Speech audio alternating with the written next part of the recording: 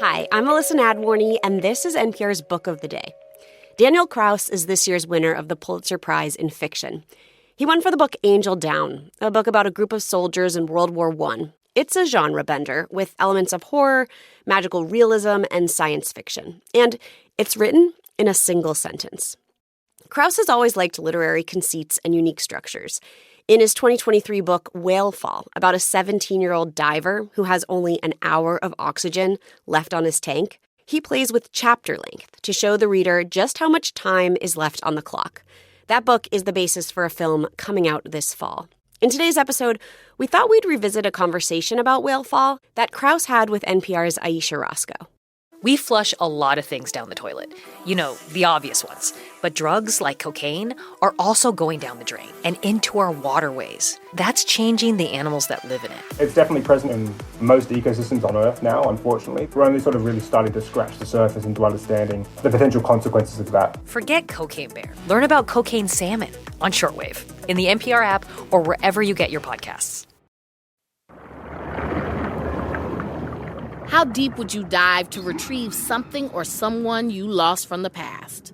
In Daniel Kraus's new book, Whalefall, 17-year-old Jay has 1 hour of oxygen to make it to treacherous depths along Monterey, California, and bring back his father's skeleton. But before he can, he's swallowed alive by a giant sperm whale. Kraus's novel is a thriller, and it really gets the heart pumping. But even as almost every chapter leads with Jay's oxygen depleting, there's still time to reflect on his regrets, on his upbringing, on his father. The book is really about death in a lot of ways. I mean, the story begins with the diver's father already dead. And the idea of a whalefall, which is a giant whale who sinks to the bottom of the deepest part of the ocean and the corpse lands, what it really does is it creates life, and it creates centuries worth of life because of its decomposition. And I thought it was kind of a beautiful metaphor for what the book is about, in that there are good deaths and there's bad deaths. And the best death of all, I think, is when you can die and your death means something to others, whether that's you're passing along something biological, you've got a family, you're leaving behind art, or you just touched people in some way. I have to ask you about the pace, because what I found was some chapters are super short. They're just like a sentence. They flash back and forth in time.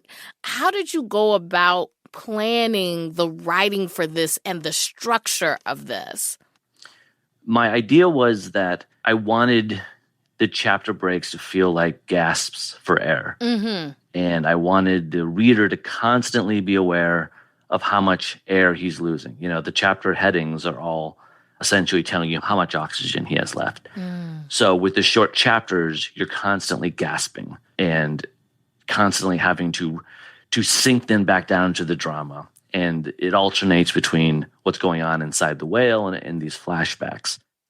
One thing that the main character in this story, Jay, that he has is this wealth of knowledge about diving and about sea creatures that he got from his father, who he has a very difficult relationship with. But this book is full of information. Are you a diver yourself? How did you learn all of this? Well, I grew up in Iowa, so so you won't dive in. There's not a lot of oceans in Iowa. There's some sort of gross lakes.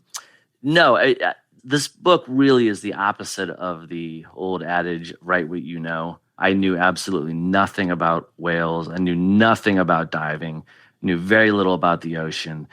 So I was starting with nothing, you know, like usually when I start a book, I've got an idea of a plot and then I'll kind of research to kind of fill in the gaps. But with this, I had to front load the process with about 3 months of intense interviews with whale scientists and diving experts. Yeah. Getting to, I guess, the heart of the book, the stomach of the book, the intestines of the book. Jay, he gets swallowed by a giant sperm whale. That's not giving anything away. But while he's in the whale, he's alive. he's thinking about his father, Mitt, and his regrets. Talk to us about this relationship with his dad. Yeah. Well, when I came up with the premise of the book, it immediately struck me as something really primeval almost. And it reminds us, I think, of when we used to be beings that had to worry about being swallowed, that had to worry about being eaten.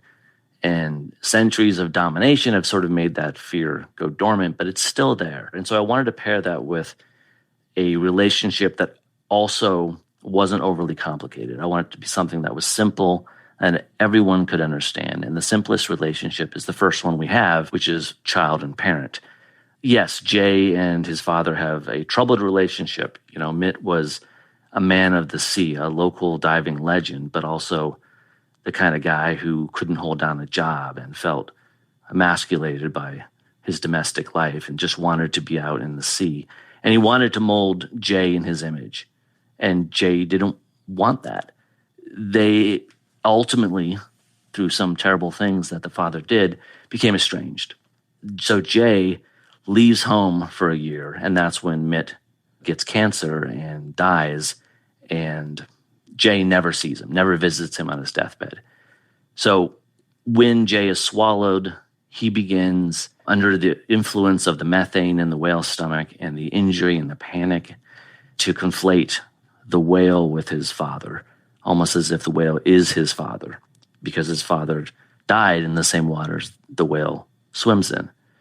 So the book becomes one of reconciliation, that the father and the son have to sort of reconcile their regrets of how they treated each other if Jay has any chance of getting out. What do you think about that? Because, the relationship between a parent and a child, like in a way, a parent can almost swallow a child whole, in the sense that your whole life, right, can be, whether you are running away from who the parent was, whether you're trying to live up to what the parent wanted you to be, you can be consumed by who your parents were and what they did and did not do. Jay does seem to come to the realization there were good moments with his father, but there were a lot of bad moments with his father. Does reconciliation mean forgiveness? Does it mean letting go? Does it mean accepting? I don't think it necessarily has to mean any of those things. The book is divided into two sections, and those sections are drawn from my reading of the book of Jonah. And those sections are titled Truth and Mercy. I mean, there are truths. There are the facts of what Jay did to Mitt and what Mitt did to Jay. And I'm not saying they're equal. I think Mitt was worse to Jay than Jay ever was to Mitt. But the second section of the book, titled Mercy, points toward or hopes for a better response, a way to understand that we've all been part of ugly truths. And can we, when the chips are down, and particularly when life is ending, can we show mercy? And that's not something that I can really answer, in a kind of blanket way. But it's a question that the book really wrestles with. Well, I have to ask, this is all about fathers and sons. Did you draw from your own personal relationship with your father for this story, or from, your relationship with your parents or a family member? Well, I mean, I would not say that my father's is like Mitt. Mitt is pretty is pretty brutal. It was more that I was drawing from things happening around me at the time. Like, I'm 48, I'm at that age where people I know are starting to die. Just in the last few months, I've had a good friend die, and my father-in-law died, and my sister is dying right now. Oh my gosh, I'm so sorry. She has very little time left to live. That made me think, about Whalefall. It made me think about what a good death is. And those sort of ideas collided with the basic high concept idea of being swallowed by a whale. And, being swallowed by, whether it's your parents or the life that you've lived and the regrets that you have, and being in this moment, whether that's slowly dying in a bed or dying inside the belly of a whale. You are at this moment. There comes a time where there's nowhere else to turn. And we have to look into ourselves and, determine, have we lived a life worthy of Whalefall? Daniel Kraus's new book is Whalefall. Thank you for joining us. Oh, absolutely. My pleasure.